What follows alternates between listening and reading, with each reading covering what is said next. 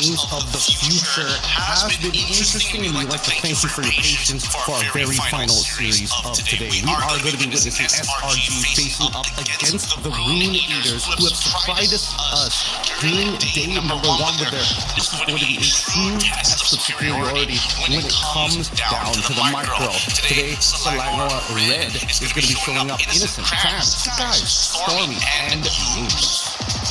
And I would say this is going to be a match where both teams, I think this is going to be a game where we're going to see a lot of bans for Selena, because with Stormy, as well as the Midlaner coming in from leaders, has really shown that there's only as Hockey, King Word, Ulvin, Riz 14, as well as Tastic. For now, I don't gotta say, I don't really see a weak link coming in from leaders, but again, they went up against the Mongols yesterday. Mongols didn't have a good time going up against the Royals just now. This is going to be a real test. If they can really make SRG sweat, then they're a legit threat here, and we are jumping into the pick and bans. Starlight Giants will be the first pick here, banning up the Zushin as well as the Atlas. Rune Aters banning up the Aurora as well as the Marcel. Keeping it interesting here, keeping it as tight as possible. Fanny and Freya are still up for grabs, and I would have imagined that at least one of them is going to get banned out here, unless there has been some deeper research on each of the teams. It would make a lot of sense for Rune Aters since they're banning out the Aurora, would also ban out the Fanny as well. But then that leaves a lot of dangerous options open. For sure. In terms of the other bands, I wonder if Rune Aters want to entertain the idea of not banning out the Fanny, because SRG has shown that even when the Fanny is open, they won't pick it up, they will try to counter it. So maybe Rune Aters will just play around with it and be like, oh, are we going to take it right? Are we not? Are we not? And then, just mess around with SRG at that point. That's a good point. That's a good point. Because no matter what, they're going to get something. It looks like Freya is the one that needed to go at this stage. Fanny up for grabs. Dangerous first pick. We've seen a lot of teams actually pivot over into the Groupsa opener here as well.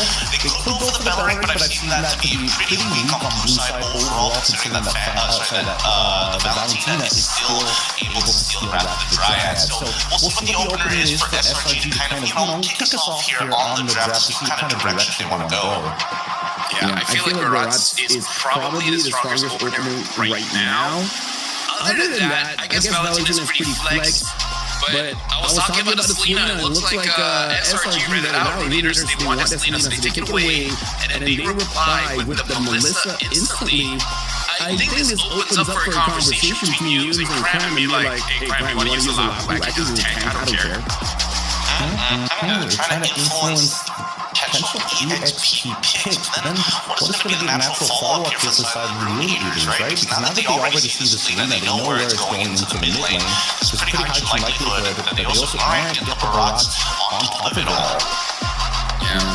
Well, I think the Barats is a good pick, just to make sure that this... I would say both of them are kind of like anti-Selena heroes, where Barats, when he has a set number of stacks, he has more resistance, making it so that he doesn't get stunned often. And the Melissa can help her team out just by using the goalie. So SRG, to deal with this, we didn't want to pick up the Uranus just so that they don't turn away from their plan of having used as an engager and Cram being the front line. I feel like Uranus would be pretty fine here. Yep, Uranus as well as the quad. So they already have a rough answer for leaders, but they're not making it so that they have a lane winner necessarily. They just want to hear that's hard to catch. Yeah, and I also like the pairing here, right? Not only is it lane winning, but they also made sure that they have a potential answer to this Melissa in that quad before the one is actually purchased in the game. Final pick here for the first phase of the Rune Aters. Bellering is still a big question mark. They might not necessarily pick it for themselves. They could look for other different options to maybe, force Innocent to purify early on. He might actually still need to do so, but at the same time, you might as well have a double threat here, knowing that the BMI is always such a good spell. So it looks like they do pick up the Bellering here. So I think they're drafting in a way that counters how SRG wants to play. SRG, they're a pretty divey team. So leaders already have a lot of anti-dive heroes here. Honestly, everyone except for Barats. But Barats, technically, I think with the missile expert, he can pull things back. Betting on the chill here, now Selangor Giants. I I wonder what other heroes they want to ban. I feel like junglers is going to be hard to ban considering I think Verb used odd picks like the Marcus. The Saber. Yes. Both of which, I think, both of which actually cover like an array of different types of assassin picks, which is pretty unique meta so far. We haven't seen too much of that at all. Other than from the leaders, they also get rid of the Cho and Slimer Giants. It looks like they have done some homework. They banned out the Saber. I like that we live in a world where Saber gets banned, Hanabi has been banned, Rafaela has been banned. Heck, we even have a Mia ban back in MWI. Yeah, we did have a Mia ban. Just like the fact that Suzuki this entire time not interested in depth. Like, coach, give me what you need. I'm mess around with this ban the entire time. He's been doing it since the beginning of the draft up till now. Let's see whether or not it's going to warm his hands down. Most professional players would like to warm their hands up with these types of situations, but he's just trying to make his fingers a superhero. Well, I hope it's not like, it doesn't look like he's injured. It's not like, are you like injured somehow? But it's like, okay, probably not. Like he's messing around. So Penny has been down up here. So SRG, in terms of assassins, there's still quite a few. I think that the best one right now for SRG might be that Hardy. I think the leaders will try to snatch it away and force SRG to use something like a Nolan instead. Unless they have something cool, like maybe a lane alongside with the Selena just to do a hyper parkour. No, I think that might be. They can't have too many skillers. So probably Nolan. There's just too much, there's not enough gold on the map to be distributed to everybody. Yes, you can be sort of efficient to it, but at the end of the day, the jungler is looking to full clear their side of the map, and maybe once in a while go for these bigger invades. Eudora finally gets banned out here, good coverage coming in from SRG. Rune Eaters, is this going to be the jungler pick? Are they going to reveal it here, or are they going to save it to the very end? Because at the end of the day, the mid-lane picks as of right now, Lilia seems alright, but doesn't really solve the problem of both Selena alongside with the claw, making them very susceptible to damage, and artillery mages also doesn't seem to be really an option as well. Ooh, that one doesn't sound like a bad idea, but there's no ult to take. No, if you take the Selena ult, you get all of her abilities. Oh, that is true, that is fair. Getting some additional arrows and traps down might not be such a bad idea, and since they already have the Barats to guarantee an engagement as soon as the Deton's Welcome connects, the option they're looking for. They got 7 more seconds to think about this, and for Valentina, like you said, right on the head. So now SRG, I feel like the Harley would be a pretty good pick here, and when it comes to the roam, I feel like their default is to go for a Badang, but I don't think this is a Badang kind of draft. There's so many ways to counter him. I wonder if they want to go for a support here, support like Matilda or something. Ooh, support Matilda doesn't sound like a bad idea, but I would imagine that their roamer needs to somehow sort of set up to make sure that, Stormy is able to consistently land the arrows. Oh, Minotaur doesn't sound like a bad idea, but then again, it does make the composition just a little more one-dimensional unless the jungler is like a lane that has the ultra mobility and can come in from any angles, but they go for Kufra and Nolan instead. I know that he had the pretty nasty Kufra duel alongside with the Selena, so this could just be the new dual combo for SRG. I was just hesitant because there's quite a lot of, the Belleric as well as Melissa, and to a certain extent the Barats, kind of made the Kufra's job hard, but maybe they're like, as long as we get the arrows, this is no big deal. I suppose it's a pretty high skill camp composition, and yeah, this technically should be. Oh, okay. They go for the Hayabusa instead. Actually, you know what? I'm actually kind of down for this, right? Because again, Selena is such a nuisance to deal with. If King Verb is able to kind of find some odd angles while Rune Eaters pull attention to themselves, he might be able to find himself a solo kill early on, or at least blow like a flicker out of Stormy at level 2. I gotta say, they are the most. How do I say this? I already forgot. No, I already forgot the term for it. But like, they don't want to use the cool stuff. Like, if it's meta, they want to go for a different direction. They use people word for it. What is it called again? It's called being a rebel. No, it's something like Scooby-Doo era, like the 90s or early 2000s. I call it the Scooby-Doo era, okay? Because that word reminds me of Scooby-Doo. I can keep going down the list if necessary. Right now we are jumping into the land of done here, where they are too cool for the meta. Leaders come up with this Hayabusa with the marksman emblem, interesting marksman emblem alongside the bitter hunter as well as the drill. Yeah. They're like very anti-meta. Wait, hold on. That's starter from Rune Eaters here. Hayabusa is actually starting on the golems with minimal invasions here. I think they were preparing for a potential invasion, and they want to make sure that even if they do get invaded, they're not really going to find much here off of the purple. Oh, he's still luckily getting it. I actually have no idea because it's not level 2 after that, but I don't know if it's the timing or what. Tactical is going to get attacked quite a bit. Looks like he's gonna survive. Their Hughes goes back in. They get stunned up. Hughes probably has to get away. KE-1 is there just to help him out. Hughes taking quite a lot of damage, but able to heal up from the enhanced base attack. Not bad. I mean, unfortunately, Rune wasn't in a position to try and capitalize on these moments, but that's fine. He's got bigger things to worry about right now, because they're going to end up on this exact same lane by the EXP, because they're both going for full clears on their side. In terms of the emblem setup, Cram opting, once again, going for that Master Assassin into this Barats matchup who has Festival of Blood. We're seeing him pull yourself together from Kashid, so again, he wants to flicker in forward as quickly as possible once he gets the Wrath of the Dryads, and finally, Melissa opting to go for Purify, but at least has Mystery Shot. For now, looks like the OG Shadow Kill almost killed him, but looks like Oven is going to secure the kill from KE-1. But still, it's already a pretty good start taking out the Roots early here. He does take a lot of damage, has to use the Flicker to get away. It's going to be worth it as long as he survives. Tash, hello, sir. Alright, there we go. Look at the turtle now.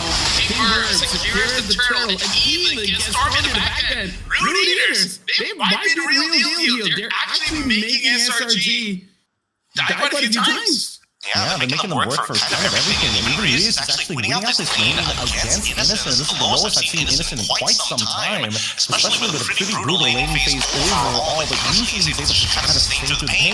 Looks like the trades have not gone in his favor, and so far, once again, Oven, he's figured it out, right? He's right on top of Uni as of yet. He might get punished for this, but he's still holding on to the proof all.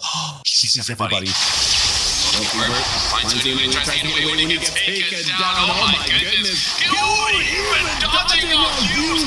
He saw that coming. Now Stormy has to get away. But Flicker forward slows him down. KE-1 gets the kill. Rune Eaters is the real deal.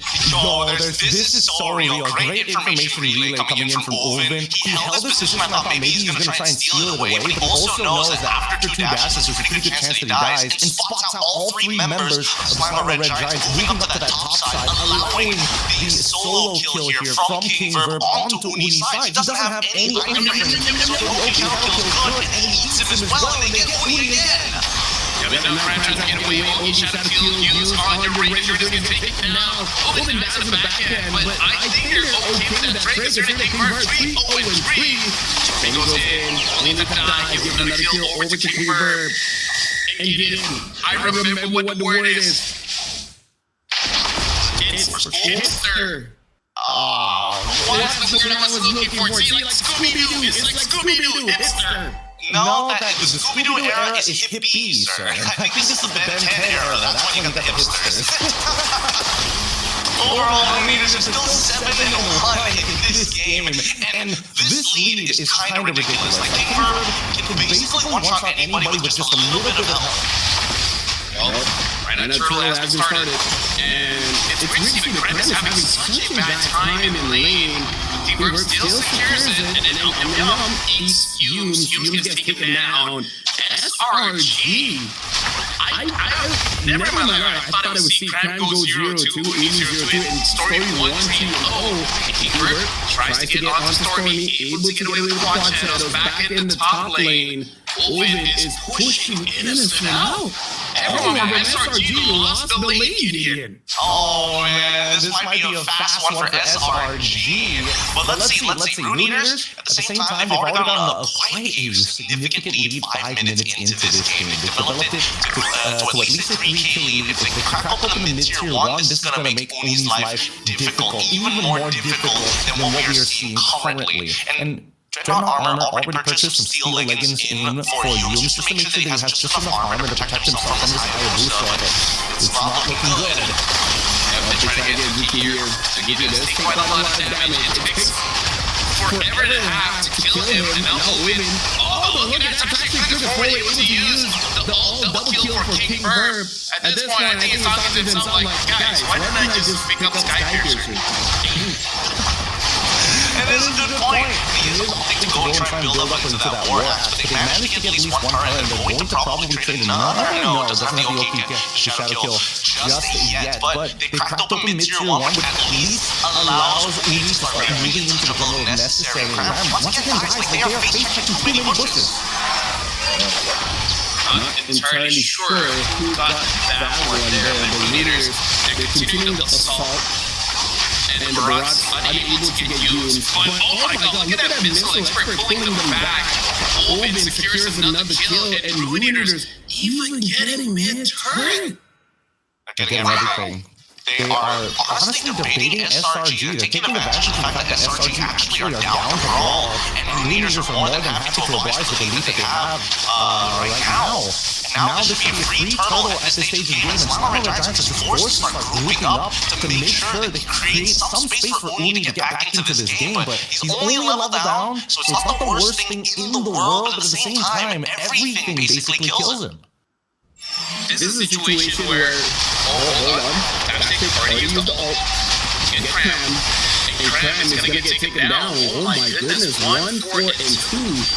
Rune is not having a good time going up against Barats. He's going to get hit by the wall, gets taken down. Rune Eaters, they're not missing a beat. They see an opportunity, they go for it. And this is super fast. He did 7 minutes in.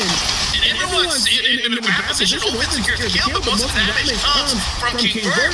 They just got bottom mid 2, and now what is going on? This is so fast. Yup, Rune Eaters, they know how to sell a fight. They know how to, mark it over to Selangor Giants and say, hey, maybe we're more susceptible. Maybe this time they're going to get the solo kill, and then all of a sudden, Flicker 4 coming in from Oven to at least find something. Yoki shadow kill. Does he get Yums this time? No, not this time. Has enough armor to survive the full combo. Right now, what's the greatest now? 7,000 something, 7,400. SRG has to slow down the game, but that's easier said than done. Considering that their front lines really can't take much anymore. Part of it, I think, is just because Cram is not stacking up his stacks to get 20 stacks, but still, he gets stopped, and then the damage is a little bit too much. I don't know, dude, what does SRG have to do here? Well, I think that it's a little late. They probably should have given up a lot more objectives, whether it be structures or other things across the map, rather than, sacrificing bodies, because Rune Eaters are more than happy to take the bodies this time, because they managed to, just stagger so many abilities now. Another big engagement. Find Stormy, able to eat up Hughes. Hughes gets blasted in the back rim. My digest there. Hughes tries his best using the Tyrant's rage. Nothing can be done. I have no words, Gideon. Rangers played a better late phase. They played, a much better early game. They found the early first blood as expected, and they had a prepared opener for a potential invasion from SRG. From all accounts, there's nothing I can complain about. Rangers are playing this really well, and I think that until SRG is able to find like a turnaround fight, like Convert gets hit by like an Abyssal Arrow or something, I don't think this is winnable. Cram just does not have the base stats to protect himself. You can get more HP, sure, but really, I think he needs armor at this stage. Yep. 9 minutes in. Leaders, they're trying their very best to get this holy defense. Oh, they got one, but no way Stormy is going to get into that one. even if they catch Hayabusa, I guess there's gonna be quite a lot of shutdowns as well. But King Verb is so on point. It doesn't look like he's gonna get Rune's got taken. He's gonna get a kill there. Really not much that can be done. King Verb got a shadow. It's Aters RG. Oh my goodness, kills Innocent. Get it, my goodness. Below 11 minutes, they're forcing Graham. Is taken down. And now Rune Eaters, can they do it in time? Oh my goodness, 10 minutes and 7 seconds. 10 minutes. Oh my goodness, just an absolute destruction. An absolute destruction of Selangor Red Giants. Oh, he wrote it big this time. I still can't read it, bro. Okay, I'm just coming to hope that it means something good. And he's gassing himself up because again, against a player like Graham who's already beaten a Barats once with the same lineup, I think that this time around Zuki has already gone to show doesn't really matter, especially when you got King Verb already starting off the game huge, not only with first blood, but ready to OP Shadow Kill on top of him as soon as they hit level 4. If I was SRG, I don't know where to start. Actually, no, I do. How did Cram lose the lane that hard? Because I would say it's more of a skill matchup, but it's not a lane that I think Uranus really lose. And then in mid as well, I mean, like, King Verb just outplayed everyone. He did, and also, I think it just comes down to like war cry, does it not? I mean, King Verb was able to get like a lot of these fights get in there early on just because of this emblem setup, and it allows him to actually take these fights pretty convincingly, right? The extra bonus damage definitely helps in prolonged fights, it's just that he needs that finisher in the early stages of the game if nobody is able to chunk him out big, and I think that's what Rune kind of fulfills that role, right? So many times we've seen him flicker forward, Shadow Strike instantly just to try and get that extra bit of damage, and sometimes even delays it on purpose to hit multiple people with a Terrify if he does find it. This last moment, really unlucky that the Oki Shadow Kill bounced all the way to Innocent, not even giving him a chance to finish off his third item before he dies. I am pretty speechless, except that Rune Eaters, we need to see more of you. Like, I don't know how the MLB landscape is at Astana, but I am very impressed. I saw this region in ISF, I saw them in Asia Games, and every single time, they do not disappoint. But now doing this to SRG, now I'm like, oh, hold on now. You guys need to get better me. Remember the names that you see here, you're probably